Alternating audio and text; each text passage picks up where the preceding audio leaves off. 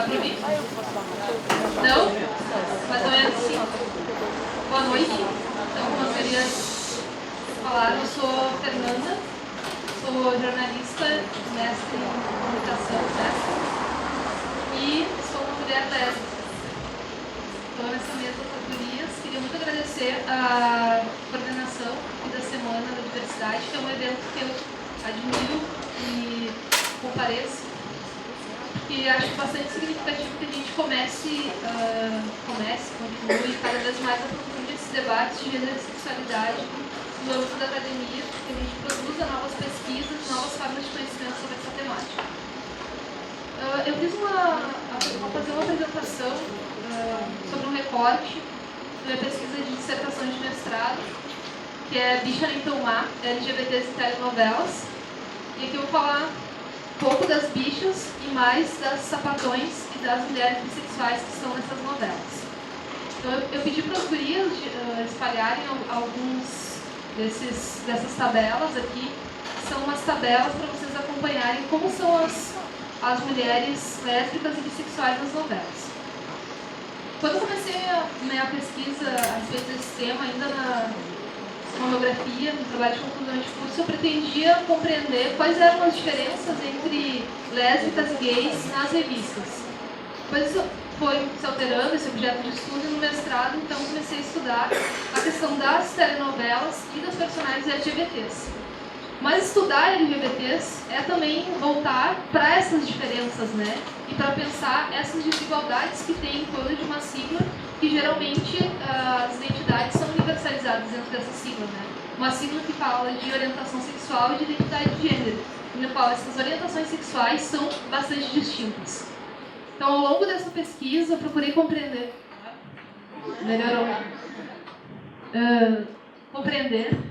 que identidades eram essas, que identidades estavam visíveis e que identidades estavam invisíveis.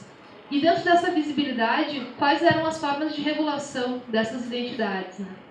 Em relação às personagens lésbicas, a gente vê claramente que há uma regulação dessa identidade lésbica muito maior do que em relação aos personagens gays. Isso começa com o número de personagens. Dentro de um universo de 126 personagens LGBTs entre 1970 e 2013, a gente tem 76 personagens gays e apenas 24 personagens lésbicas. Mas isso continua não apenas pelo número menor, pela visibilidade menor, mas também para as discrepâncias em algumas questões, como, por exemplo, performatividade de gênero. Muitas vezes eu vou nos locais e as pessoas me dizem: mas as lésbicas das novelas ou dos seriados, elas são sempre sapatão. E eu quero dizer que elas não são. Na verdade, as lésbicas das novelas, elas são lesbian chic, né? A gente tem dessas 24 personagens, 21 personagens que têm uma performatividade de gênero que está mais enquadrada dentro dessa norma heteronormativa. Essas personagens, em relação à sua raça, elas são todas brancas. Se das 126 personagens LGBTs que a gente tem nas novelas, 4 são negras, nenhuma delas se tratam de personagens lésbicas ou mulheres bissexuais. Por isso, passem para o outro, por favor. Aqui tem um pouco desses dados recortados em relação às lésbicas e às mulheres bissexuais. Então, são apenas 3 personagens lésbicas que podem ser chamadas de sapatão ou dentro desse padrão dessa performatividade de gênero butch, e entre as mulheres bissexuais apenas um. A faixa etária dessas personagens também é bastante restrita e a maioria está entre 31 e 40 anos. E aí as lésbicas sapatosas da novela Babilônia agora são uma grande exceção dentro dessa regra de apresentar mulheres lésbicas como mulheres mais jovens, mas não tão jovens, não são adolescentes, aquelas adolescentes de mulheres apaixonadas, que várias pessoas da minha idade eram apaixonadas quando estavam na adolescência, elas também são em número bastante reduzido. Em relação à classe social, aí a gente vê um pouco dessa questão da lesbian chic, né? Que não é só ter uma performatividade de gênero que atende aos pressupostos da norma estabelecida para o gênero feminino, mas também em relação à questão econômica. Então, a maioria é de classe média, classe alta, e a maioria é empresária, uma profissão liberal. Então, a maioria, ao contrário do que a gente comumente costuma dizer, que seriam borracheiros ou teriam nessas outras profissões, isso não está nas novelas. Nas novelas a gente tem lésbica chique. E em relação à hierarquia das sexualidades, elas mantêm um padrão de relacionamentos estáveis, monogâmicos e não procriativos. E seguem muitos dos pressupostos que são esperados para esses relacionamentos, né?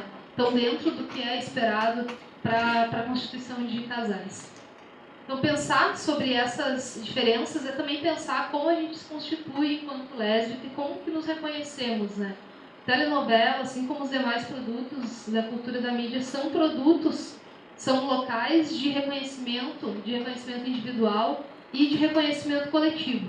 No caso das lésbicas, das bissexuais, a gente tem tido pouca pluralidade, nessas representações e tem tido identidades higienizadas, identidades apagadas.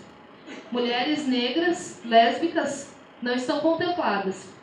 Se aqui nessa mesa a gente tem mais diversidade do que nas novelas. Na plateia, estou vendo mais diversidade do que nas novelas. Então, ao longo dessa pesquisa, dá para perceber essas discrepâncias e também quando a gente faz uma comparação com os personagens gays ou mesmo com as personagens, com os homens bissexuais. Os homens bissexuais são 13 nas novelas. As mulheres bissexuais são 3. Os gays são 76, como eu falei anteriormente, e as lésbicas são 24. Então, a gente tem um apagamento numérico e um apagamento e uma regulação da nossa sexualidade, da nossa identidade. Uma forma de dizer como ser lésbica. Como ser lésbica e atender aos pressupostos de gênero esperados para o gênero feminino. Então, combinei com as gurias que ia fazer uma fala breve de apresentação. Tem rolando aí um pouco dessa tabela com as anotações sobre as temáticas que são discutidas e o que está visível e o que está invisível. E acho que depois a gente pode começar a discutir, porque novela sempre é um tema que a gente pode até não ver, mas a gente consome, né, o tempo todo na sociedade brasileira. Obrigada.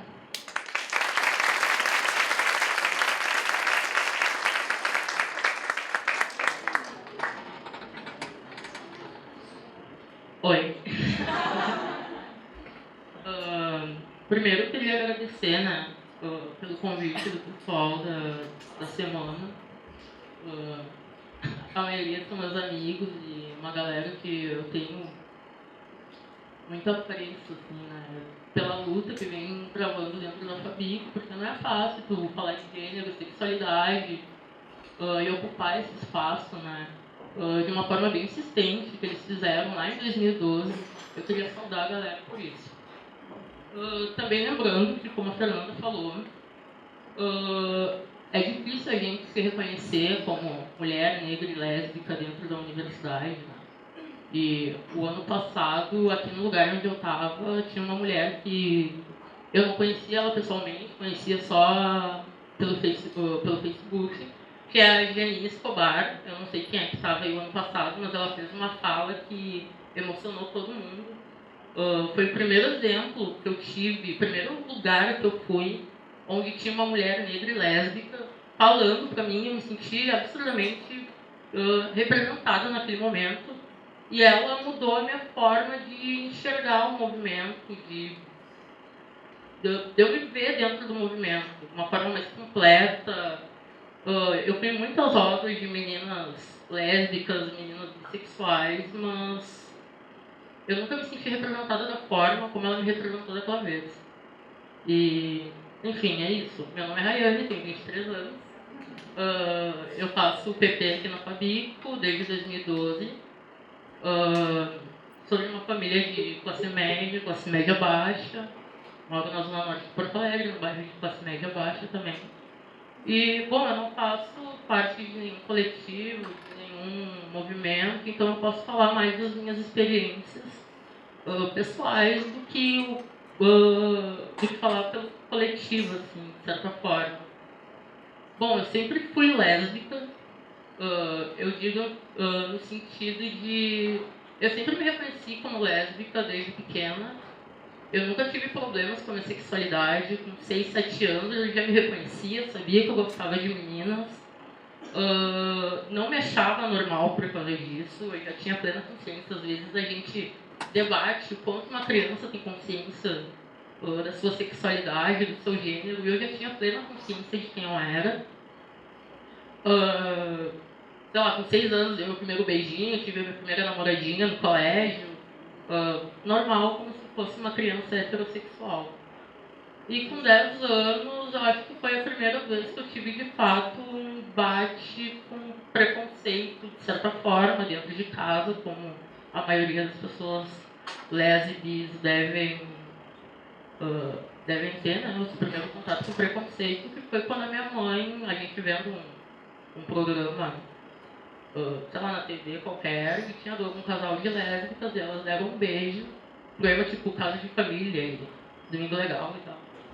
E a minha mãe, ela fez cara de nojo, como se fosse vomitar, e falou pra mim que nojo, não sei o que lá, sapatão, graças a Deus não vai ter isso na minha família, e olhou pra mim. E, bom, naquele momento eu olhei pra ela de volta e eu falei a mesma coisa, que nojo, sapatão. Eu nunca quero ser isso na minha vida, que nojo, duas mulheres se beijando. E só que eu pensei, dentro de mim, falando pra mim mesma, no meu inconsciente, bom, eu não vou deixar de ser lésbica porque a minha mãe acha errado, mas eu vou mentir que eu tenho nojo de sapatão, que eu não gosto de mulher, que eu acho nojento duas pessoas do mesmo sexo se beijando na TV. E de certa forma foi que até pouco tempo eu passei pra ela. No sentido que eu não sou assumida dentro de casa, eu sou assumida na rua, todo mundo sabe que eu sou lésbica. Mas eu nunca cheguei pra minha mãe e falei, mãe, eu sou lésbica. Ela sabe, né? Eu namorei 4 anos. Enfim, levava minha namorada em casa e tal. Ela fazia que era minha amiga, a gente trancava no quarto, ela fazia que não era com ela. Mas eu nunca cheguei pra minha mãe e falei, mãe, eu sou lésbica. De certa forma, até hoje corre um pouco assim. Mas eu já conversei com ela, a gente construiu muita coisa. Enfim, a minha adolescência se passou assim. Eu sempre fui uma menina moleque e eu nunca usei roupas femininas, mas lá pelos meus 12, 13 anos eu comecei a querer ser heterossexual, mas a querer parecer heterossexual. Então, tipo, com 13 anos eu comecei a comprar saia, comprar vestido, ter uma performance heterossexual dentro de casa, por mais que eu não queria aquilo, eu pensava comigo. Bom, a minha mãe acha tão horrível assim ser lésbica e blá blá blá, eu vou tentar ser heterossexual, então pelo menos pra ela me ver como heterossexual, né, dentro de casa.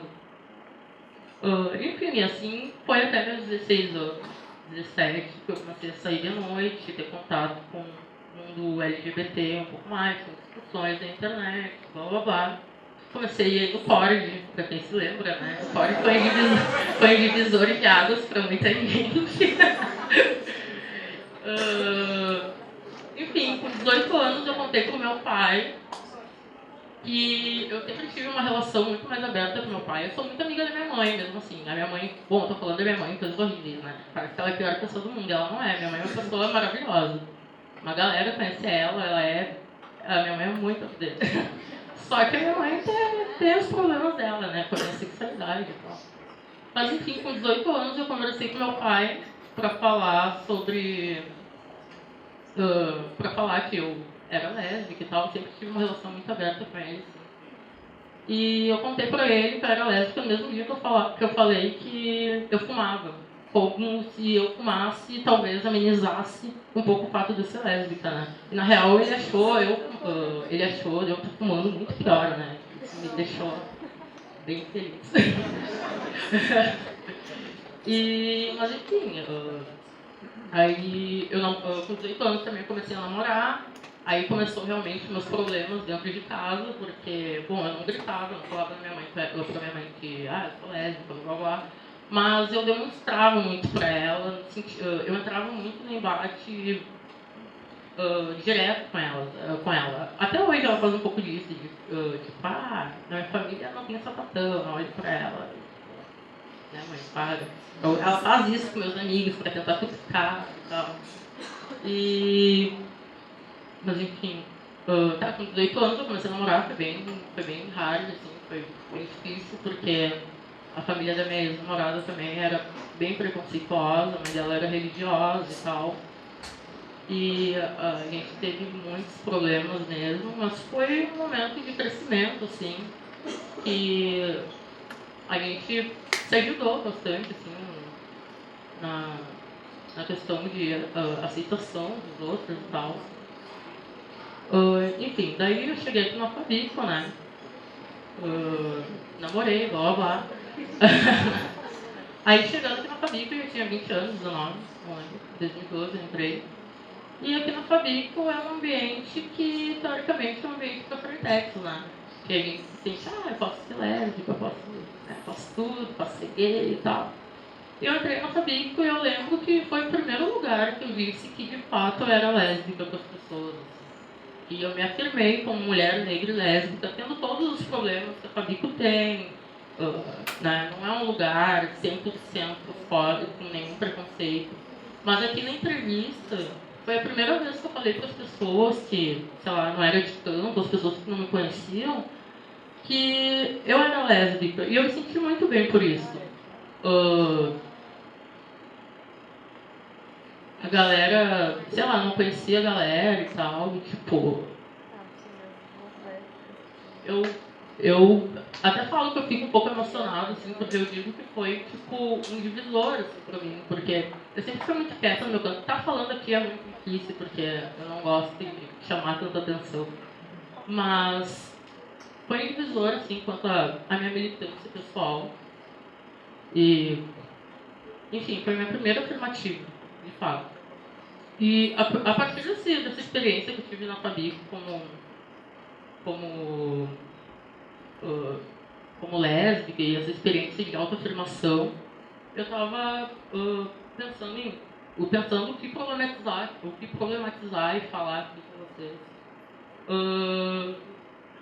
Eu pensei em 2 pontos, assim, que um deles é o meu sentimento de não pertencimento dentro dos movimentos sociais e até próprio dentro da Fabico. Por exemplo, aqui na Fabico é um ambiente que todo mundo se sente bem, a gente grita, tô na Fabico, que alegria, né? E a gente tira um lugar muito sem preconceitos, quando na verdade não é assim, né? É um lugar muito silenciador, principalmente para as pessoas que não se encaixam dentro dos padrões. Eu sou uma sapata, que eu aparento ser sapata, eu sou negra, eu sou mulher, eu sou periférica, e isso me faz pensar qual é o meu lugar dentro desses movimentos, até dentro do movimento lésbico, que é um movimento, né, de meninas brancas, de classe média alta. As meninas problematizam isso do movimento negro, que é um movimento bem normativo, heteronormativo, sei lá, de outras correntes também, de outros recortes sociais.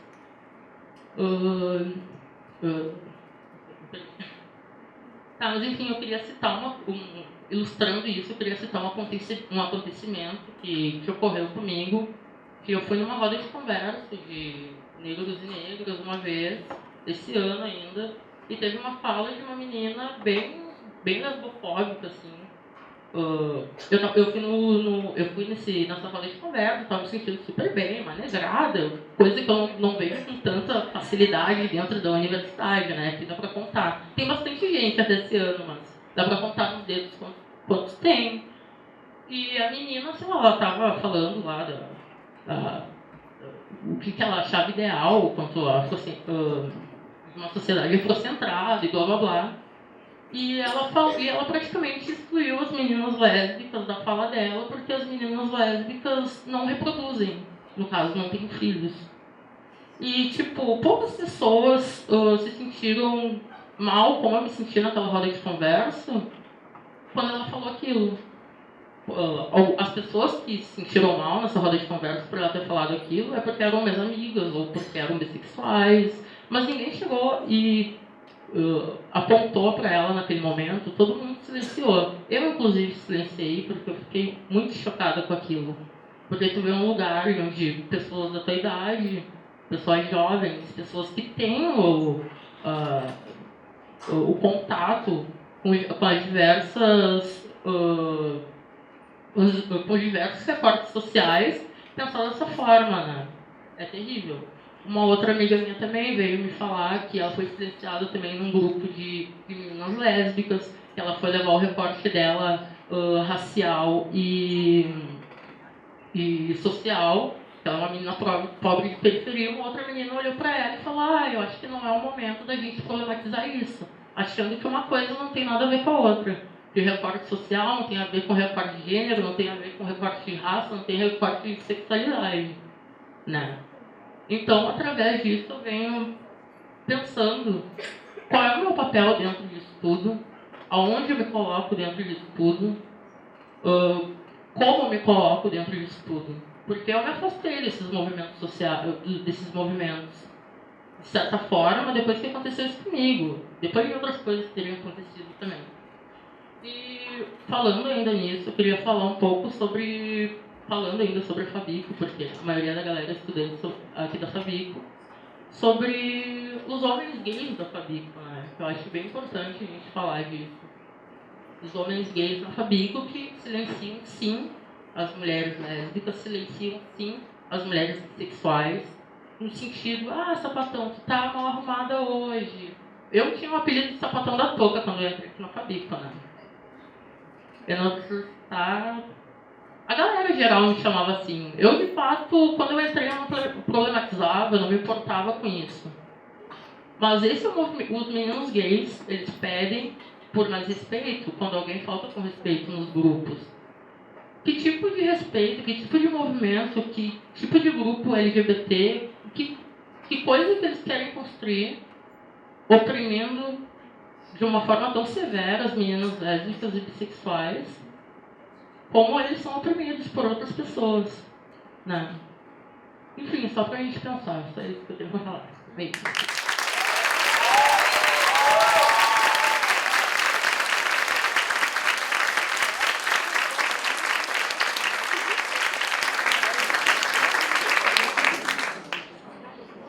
Boa noite a todas e todas. Eu sou Ana Paula, sou estudante do ensino médio, sou presidente do Grêmio Estudantil do Colégio Protásio Alves e construo Juntos LGBT. Bom, eu queria começar agradecendo o espaço, né, pela galera do DACOM, que tem uma iniciativa muito importante, né, de falar sobre diversidade, de falar sobre gênero na faculdade, e por incrível que pareça, não é um local onde a gente não sofre preconceito, né. Acho que a minha fala vai diferenciar um pouco, porque eu sou estudante do ensino médio, né, não vivo a questão da academia, da universidade, mas acho que talvez esse seja o ponto que a gente tem aqui também para debatendo, né. Bom, eu sou bissexual, né, me assumi, na verdade, em 2013, quando eu entrei no ensino médio, e acho que para muitos, né, e para muitos que estão aqui, é o momento onde a gente se descobre, né. A gente está acostumado a estudar no ensino fundamental, naquela escola mais perto do bairro, mãe busca, pai leva e etc. E às vezes a gente não vê a vida, né, e às vezes a gente também não tem outras experiências. E quando tu entra numa escola central de Porto Alegre, e quando tu vai e conhece outras pessoas e vê que tu não é a única pessoa que se sente assim, porque tu pensa, será que eu sou assim mesmo? Será que eu senti atração por uma mulher? Será que é errado? O que os meus pais vão falar? O que as pessoas vão dizer, né? Como é que eu vou encarar a família? E acho que foi um momento onde eu conheci uma menina, que eu comecei a ficar na escola, e aí eu tive certeza, né? Bom, sou bissexual. Essa foi a primeira certeza que eu tive. Depois vem toda a questão de estar convivendo com isso, né? Porque não é simplesmente sou bissexual, tudo certo, o mundo é maravilhoso, né? Quando eu comecei, foi um momento em que eu fiquei com ela na frente da escola. Bom, ficar com uma menina na frente da escola, onde tem 2.000 pessoas, né? Foi o momento quando eu entrei na sala de aula, primeiro dia, bom, tinha uma mulher aqui, sapatona, beijou outra mulher, né? O que é isso? É errado. Bom, o que eu ia falar, né? Tinha acabado de me despedir no primeiro dia de aula.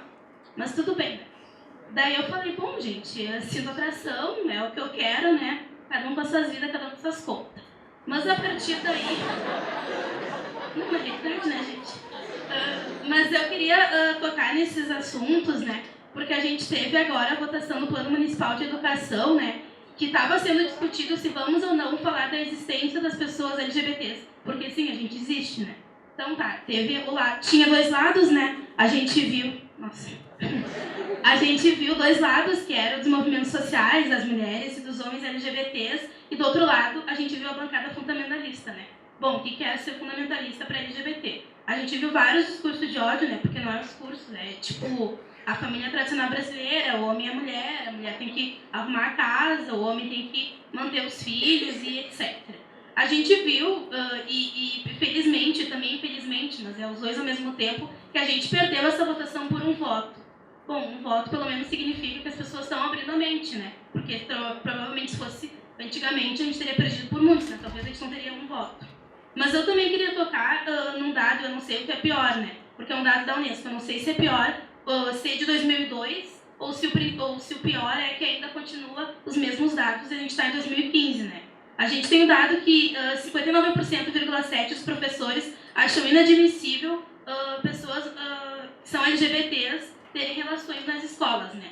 Bom, a gente pensa isso, são quase 60% dos professores. Bom, é uma realidade muito triste, mas ao mesmo tempo a gente percebe que tem LGBT na escola, né? Não tem só 5%. A gente tem muitos LGBTs, a gente tem mulher que é lésbica, a gente tem mulher que é bissexual, a gente tem homens que são LGBTs e a gente também tem as trans, né, gente? A gente não pode deixar de falar da população T. E eu fico muito feliz porque na minha escola tem uma professora trans e que ela dá administração, ela fez faculdade, ela é graduada e ela é trans. E essas lutas a gente vê na faculdade do nome social, né? E que felizmente está se avançando nesse debate, mas a gente também tem que trazer a realidade que a expectativa de vida de uma mulher transexual é de 30 anos. Bom, eu tenho 17, se eu fosse uma mulher trans, eu já teria passado da metade da minha vida. E 90% das pessoas trans estão na prostituição. Então tu pensa, não tem direito nem ao nome, quem dirá um emprego, né? Tá querendo demais, né? E também queria entrar nessa questão, e acho que, voltando na questão do PME, e acho que a gente é fundamental a gente estar falando, porque a gente desconstrói a LGBTfobia em espaços como esse. A gente está debatendo sobre gênero, debatendo sobre escolhas das pessoas de direito de ser e de amar, né? Porque é um direito de estar sendo quem tu é, de tu estar, enfim, não sofrer por isso, e de estar aqui assumindo dizer que eu beijo homem, beijo mulher, e que muitos aqui também fazem isso. Eu acho que entra na questão da preparação, né? Porque na faculdade a gente tem vários centros acadêmicos, tem o próprio DCE, que, enfim, conseguem fazer, diferenciar, né? Só não é o lugar onde tu estuda, mas o lugar onde tu pode debater coisas diferentes, tu pode trazer pautas que estão presentes na nossa realidade, mas que o pior desse PMP de não ter passado e da gente não ter plano municipal para falar sobre orientação sexual e gênero, é que os professores e o SOIC, né? É o sistema educacional que é para resolver o problema de o teu filho brigou com a professora, o teu filho brigou com fulano, porque não tem uma política de fato para isso, né? Não tem uma política de fato para isso. E o que acontece? O pai, por exemplo, acontece problemas, já teve pessoas que foram na minha escola expulsas da turma porque eram LGBTs, porque a turma não curtia, então a pessoa não tem que estudar, a pessoa que volte para casa e fique, tá tudo certo. E a gente vê que isso foi levado ao SOI, e o que acontece? Bom, liga para a mãe, vem aqui que deu problema com a tua filha. Daí vai a mãe e pergunta, bom, o que aconteceu? Daí fala, a filha está com um problema na turma, vamos ter que trocar de turma. Em nenhum momento foi citado o porquê do problema. E por que seria um problema ser LGBT? Isso não é tocado. O que acontece? É muito fácil trocar de turma, tá tudo certo, mas que não desconstrói. Porque quem dirá? Porque ela aconteceu isso, mas acontece com muitos. Acontece com muitas pessoas. E isso, às vezes a gente acha que não. Tem preconceito, mas não é aquela coisa, a gente está mais avançado. Não, gente. Infelizmente acontece. E no mundo da escola é bem diferente do mundo da universidade. Embora a gente saiba que as universidades tenham que avançar muito, né? Porque já é uma construção que chega aqui com uma cabeça mais formada e aprender, né, a respeitar as pessoas e as escolhas dela. Mas lá o principal do ensino médio é que tu tá formando a pessoa, né? Tu entra lá mais 3 anos, é para tu estar na faculdade, é para tu estar seguindo uma profissão e seguir de fato o que tu vai escolher para tua vida, né? E também se liga nessa questão do preconceito. Mas eu também queria falar que a gente não pode esquecer dos governos, né? Porque a gente viu que a Dilma, enfim, vetou o kit de escola sem homofobia, né? E o quanto isso é complicado. E daí a gente tem um PME, um Congresso Nacional mais conservador ainda, porque para vocês terem uma ideia, a gente tem 513 deputados. 76 deles fazem parte da bancada fundamentalista. Bom, o que é fundamentalista? Acaba com os LGBTs, eles não precisam existir. Mas o que é pior é que não é só os 76, o pior é os que apoiam e que, infelizmente, são a maioria. E queria tocar no Eduardo Cunha, né, que é do PMDB e presidente da Câmara, e que falou que as mulheres LGBTs, os homens LGBTs não tinham que ter direitos, né? Então a gente não está garantido ter direito na universidade, ter direito, enfim, a estar podendo ser quem tu é, né? E também queria tocar na questão do próprio escritório, porque o problema de ser bissexual é que também sofre com machismo. principalmente quando tu é mulher. Porque quando tu tá com uma outra mulher, os homens, porque a gente vive numa sociedade opressora, a gente vive numa sociedade machista, eles acham que tem o direito de ficar junto contigo e com a mulher que tu tá ficando. E não é assim. Não tenho direito, eu não sou obrigada a ficar com um homem porque eu sou mulher. Eu fico com quem eu quero porque eu tenho direito de escolha, assim como qualquer mulher aqui tem, né? E a gente vê que o Sartori cortou a Secretaria de Mulheres, mas que a gente tem infelizmente, uma grande realidade, que é o estupro corretivo, né? Que é quando o homem acha que a gente tem que aprender que a gente é mulher e que a gente não tem que ter direito e saber se a gente vai ou não ficar com mulheres, né? Enfim, também queria falar, e acho que o sistema capitalista que a gente vive, né, está totalmente ligado a essa questão opressora, né? De ser negra ou de ser mulher, porque a gente é visto como minoria, né? A gente não é visto como pessoas. A gente é visto como minorias. Não é à toa que quando tem algum beijaço, alguma coisa, o que tá na capa do jornal? Um beijo gay. Ninguém nunca vai colocar um beijo hétero, né, gente? Vai chegar lá, um beijo hétero, uma mulher e um homem. Não, porque isso é o que a sociedade está acostumada. Mas eles têm que problematizar e falar que não é um beijo normal porque é um beijo gay. Ou porque é um beijo lésbico. Então, eu acho que a gente tem que estar, enfim, infelizmente, essa realidade das escolas é bem triste. A gente não consegue ter espaço como esse de estar debatendo, né, o gênero, de estar debatendo orientação sexual. Mas eu queria dizer que fico muito feliz que a gente tem uma sala lotada, porque eu acho que ninguém está aqui tendo preconceito, né? Ninguém está ouvindo mulheres que são lésbicas e uma mulher bi se a pessoa tivesse preconceito.